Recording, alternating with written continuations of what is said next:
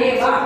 మనకు రాజ్యాంగం రాకముందు, రాజ్యాంగం వచ్చిన తర్వాత మనకు హక్కులు పొందుపరుచున్నాయి, మనం చేసి పెట్టగలుగుతాం.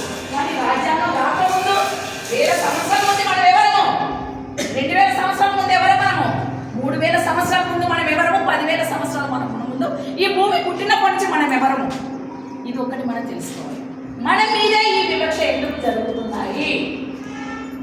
రాజ్యాంగం తర్వాత హక్కుల కోసం మాట్లాడుతున్నాం. రాజ్యాంగం రాకముందు మనం ఎవరము? ఈ మానవాళి 2 కులాల మీదనే ఈ వివక్షలు ఎందుకు జరుగుతున్నాయి? ఈ 2 కులాల మీద ఎందుకు పగలు జరుగుతున్నాయి?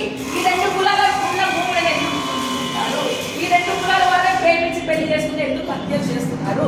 ఈ 2 కులాల వాళ్ళనే ఎందుకు నీళ్లు ముట్టొద్దు అంటున్నారు? ఈ 2 కులాల వాళ్ళనే ఎందుకు గుళ్ళకు రావద్దు అంటున్నారు? ఈ 2 కులాల వాళ్ళే చదివితే నాకు ఎందుకు పోసారు?